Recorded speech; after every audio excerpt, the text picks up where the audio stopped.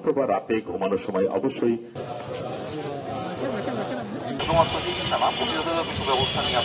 যশোর পৌরসভার 9টি ওয়ার্ডের 9টি কমিটি গঠন করা হবে আমাদের। সেখানে স্বেচ্ছাসেবী সংগঠন, বিশেষ করে বিডি ক্লিন, স্কাউটস, তারাও থাকবে, আমার পৌরসভার লোকজনও থাকবে, সাধারণ জনগণ থাকবে। তাদেরকে নিয়ে আমরা 9টি কমিটি গঠন করব।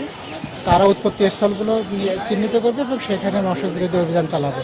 পাশাপাশি আমরা পৌরসভার অভ্যন্তরে যে সকল শিক্ষা প্রতিষ্ঠান আছে, যে সকল সরকারি দপ্তর আছে, তাদেরকে আমরা পত্র দিয়েছি যে তাদের ক্যাম্পাসটি তারা নিজ দায়িত্বে যাতে সপ্তাহে শনিবার পরিষ্কার পরিচ্ছন্ন করে।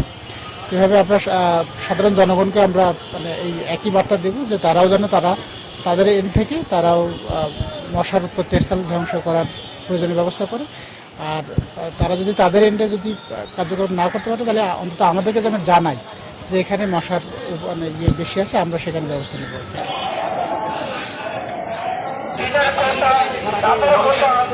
এডিস মশার উৎসস্থল বা প্রধান স্থল সেটা ধ্বংস করব। একই সাথে আমরা কিন্তু আপনারা একটু বলেছি যে আমরা শুধুমাত্র উৎস ধ্বংস করব না, নিজেরা সচেতন থাকবে এবং যাতে এটা কোনো সুযোগ না পায় বংশ বিস্তার করার জন্য। এটার জন্য আমার আর একটা বিষয় করার আছে, আপনাদেরকে জানিয়ে রাখি আমাদের সকলকে এই বিষয় আপনাদের মাধ্যমে। সেটি হচ্ছে যে এটা কিন্তু আইন প্রয়োগ করার সুযোগ আছে। যদি কারো অবহেলার কারণে প্লাস্টিকের কৌটা বা কোনো নির্মাণাধীন ভবনে যদি এমন কিছু পাওয়া যায় যে লার্ভা পাওয়া যাচ্ছে এডিস মশার, তাহলে কিন্তু আইন প্রয়োগ করে তাদেরকে কিন্তু নিবৃত্ত করা যাবে, দণ্ড আরোপ করা যাবে। তা আমরা আসলে আইন প্রয়োগ করতে চাই না, আমরা সচেতন করতে চাই সবাইকে।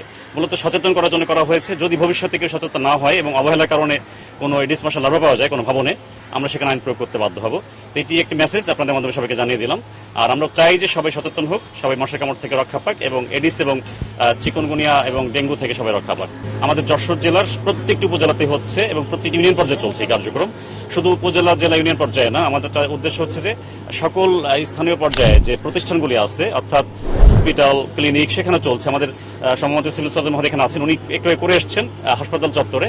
তা আমরা চাই যে প্রত্যেকটা প্রতিষ্ঠান তার উদ্যোগে এটি উদযাপন করে, পালন করবে এবং সেরকম করে এই কার্যক্রম চালাবে। এটি কিন্তু একদিনের জন্য না, এটি প্রত্যেক শনিবারে চলবে আনুষ্ঠানিকভাবে।